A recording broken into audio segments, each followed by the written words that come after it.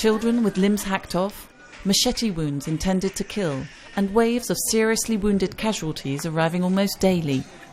The MSF teams working in the Central African Republic are witnessing unprecedented violence. The extent and level of the violence with these types of wounds makes it very difficult for the teams to cope. I'm not talking about 1 or 2 cases a day, but several, and depending on the period, as many as 10 in one day. It's not unusual to see people being pulled out of taxis, or as they walk along the road, they get taken for a Christian or a Muslim and are attacked or even lynched. The extent of the violence has caused Christians and Muslims alike to abandon their homes and leave everything behind them. Some are crammed into overcrowded camps, like this one near Bangui Airport. Others have taken refuge in the bush, or are already on their way or waiting to get to Chad or Cameroon.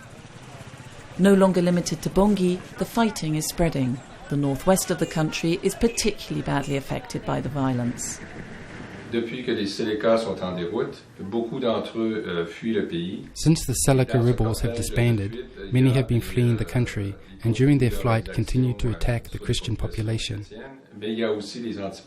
But now there are also more anti-Balaka fighters and they are targeting the Muslim population. Along lots of roads we are seeing villages that have been completely deserted and torched.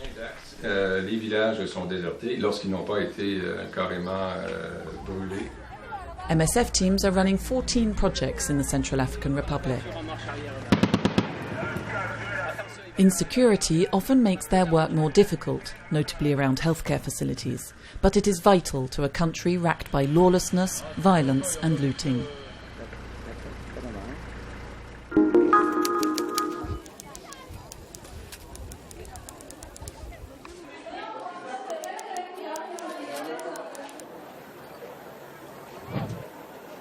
Tens of thousands of displaced people fleeing the fighting raging throughout much of South Sudan have sought refuge in the capital, Juba.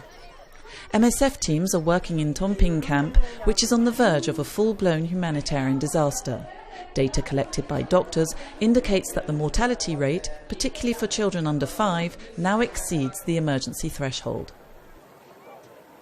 People have been staying in the camp for more than 5 weeks and we're still not seeing any sign of people going home. They're living in extremely difficult conditions, water and sanitation extremely poor, not enough space, only around 10 square metres per person, which our normal standard would be 16 square metres per person in a camp. The main diseases we're seeing in the Tomping camp are malaria, diarrheal diseases and respiratory tract infections. The fighting in South Sudan complicates the team's work even more. In Lear, where MSF has been providing assistance for 25 years, a team was forced to flee into the bush with their most critically ill patients. They continue to provide medical care there, while in the town, government forces clash with rebels.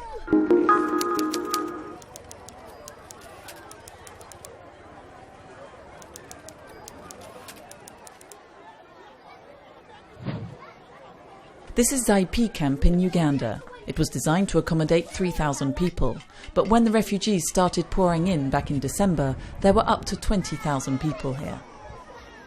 When we arrived on the 7th of January in Zaipi, in Adjumani district, the situation was very chaotic and we have put in place immediately water tanks to provide water.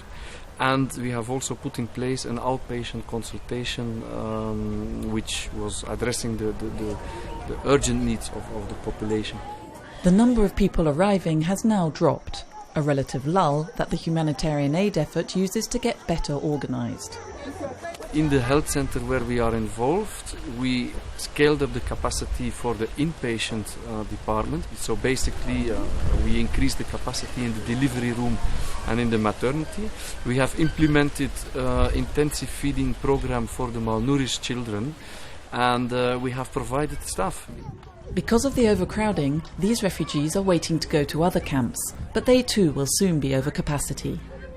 Originally from Juba, Awariel and Bor, these South Sudanese people have been forced out of their towns by intercommunal violence.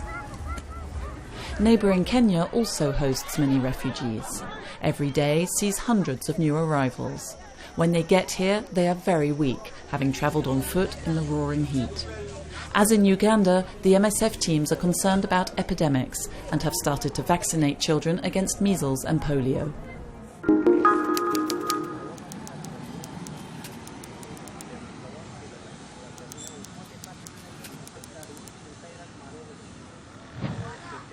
The maternity unit in Khost first opened to patients in March 2012. Gynecologist Séverine was there right from the beginning. Unfortunately, there was a major security incident in April 2012. A bomb exploded in one of the toilets of the hospital, and unfortunately 7 patients were hurt. And MSF closed the hospital and the project for 8 months in total. And before MSF decided it was safe to come back, there were many community negotiations and meetings and difficult decisions. The support of the local community helped to make it happen. They were convinced of its usefulness right from the start. And a year ago, the unit reopened. We were going to open on the 30th of December, and then on the 29th of December, someone stood in front of our gate about to deliver, so we really couldn't send her away. So we let her in and we delivered a healthy boy. So the first boy was already born before the hospital was even open, which shows again the need.